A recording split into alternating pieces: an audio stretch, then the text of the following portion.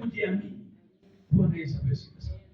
Ndio maana tunasema ishi ujiamini, ishi ujiamini.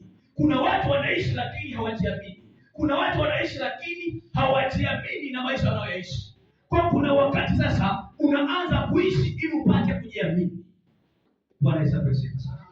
Naposema uishi ujiamini, kuna watu walioishi wakajiamini na wakaona matokeo, wakajiamini na wakaona kufunguliwa, wakajiamini na wakaona kufanikiwa, wakajiamini na wakaona kupona, wakajiamini na wakaona mafanikio yao, wakajiamini na wakarudishwa tena duniani. Haleluya. Alikuwa hapa mwanamke mmoja alikuwa anaitwa Dorcas.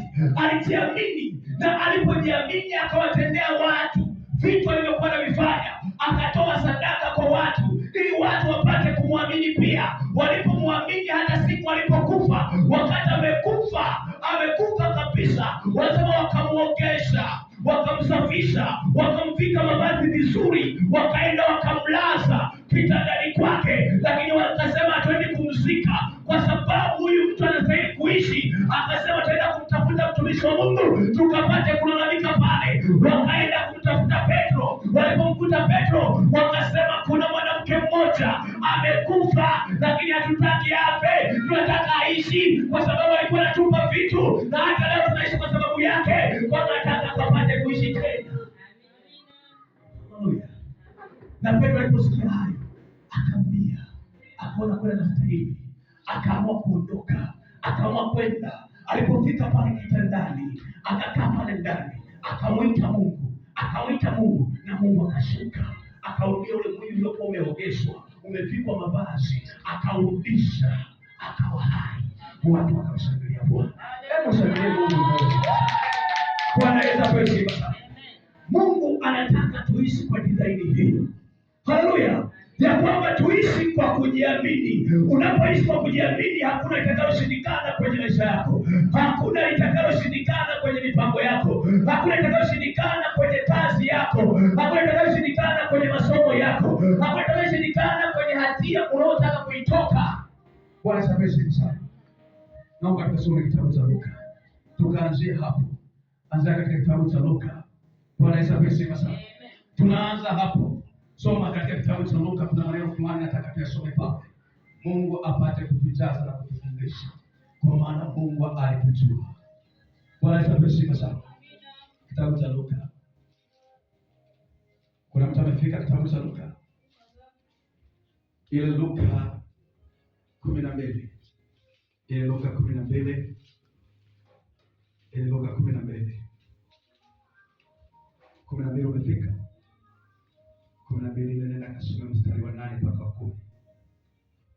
Mstari wa 8 mpaka 10.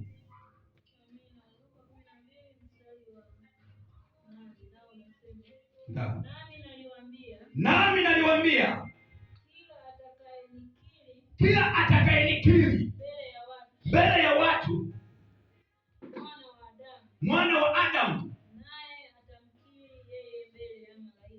naye atamkiri mbele ya malaika wa Bwana.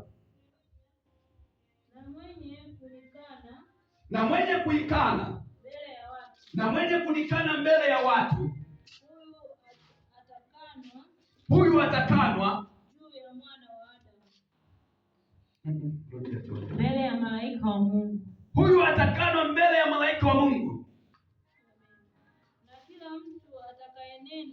Na kila mtu atakayenena neno juu ya mwana wa Adamu atasamehewa.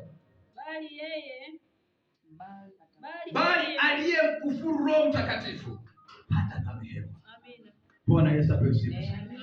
Haleluya. Haya ni maneno yanazungumzwa katika kitabu cha Luka kupitia mwandishi Luka mwenyewe. Anayazungumza wakati amekusanya matamko ya Yesu, amekusanya maneno ya Yesu. Huyu sio kwamba nguvu ya Roho Mtakatifu ilikuja, bali alikusanya maneno aliyokuwa anayafanya wanafunzi wakiwa wanatembea na Yesu, wanafunzi wakati wako na Yesu, akayakusanya yale maneno, akayakusanya ili na sisi tupate kuyajua. Wakati Yesu yuko duniani alikuwa anafanya nini? Wakati Yesu duniani alikuwa anawaambia nini? Hapa Yesu, watu wengi huwa wanachanganya sana hili neno. Bwana asifiwe sana. anaposema